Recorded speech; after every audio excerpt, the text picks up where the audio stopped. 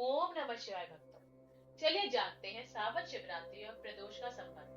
चतुर्दशी तिथि और प्रदोष काल में शिव पूजा का महत्व क्या है, चलिए जानते हैं। सावन की शिवरात्रि भगवान शिव की आराधना का एक विशेष अवसर मानी जाती है। इस दिन भक्त व्रत रखते हैं, शिवलिंग की पूजा करते हैं और रात्रि में भगवान शिव का स्मरण करते हैं। लेकिन सावन शिवरात्रि को समझने के लिए चतुर्दशी तिथि और प्रदोष काल के महत्व को समझना भी आवश्यक है।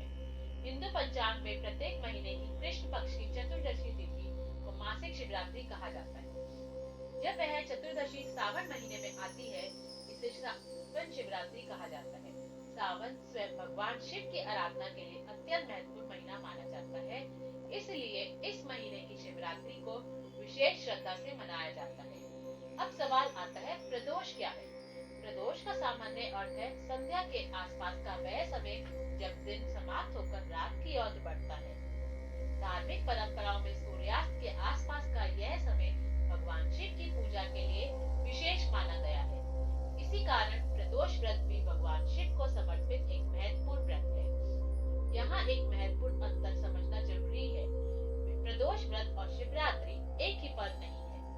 प्रदोष व्रत त्रयोदशी तिथि की प्रदोष काल से जुड़ा होता है, जबकि शिवरात्रि कृष्ण पक्ष की चतुर्दशी से संबंधित होती है।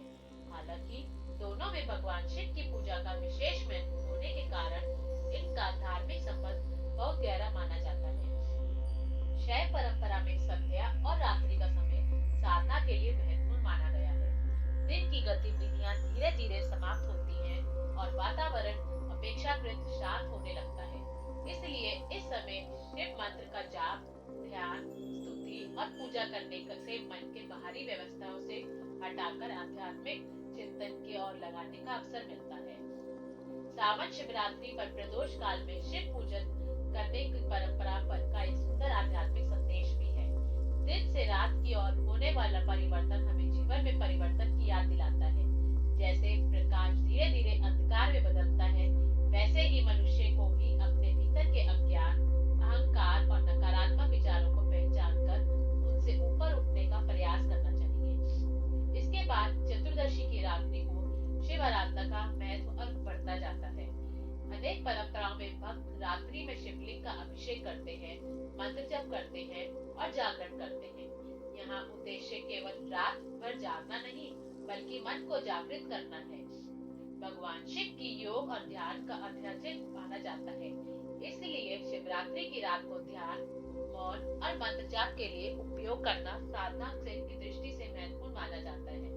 ओम नमः शिवाय का जाप करते हुए भक्त अपने मन को एकाग्र करने का प्रयास करते हैं। एक और महत्वपूर्ण बात यह है कि हर सावन शिवरात्रि की पूजा का सटीक समय स्थानीय पंचांग के अनुसार बदल सकता है।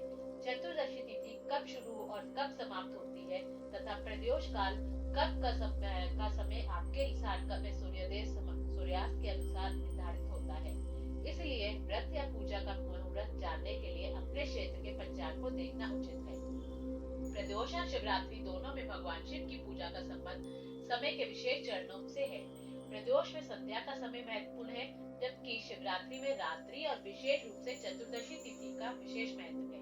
इसी कारण सावन की शिवरात्रि का साधना में प्रदोष से लेकर रात्रि तक शिव स्मरण और का निरंतर परंपरा कई भक्तों को विशेष रूप से आकर्षित करती है।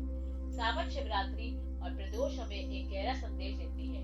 जीवन में परिवर्तन के चरणों में व्यर्थ न जाने दें। जैसे दिन से रात के बीच का समय हमें रुकने और स्वयं को देखने का अवसर देता है, वैसे ही मनुष्य को भी अपने जीवन में कुछ समय आत्मचिंतन, ध्यान और ईश्वर स्मरण के लिए निकालना चाहिए।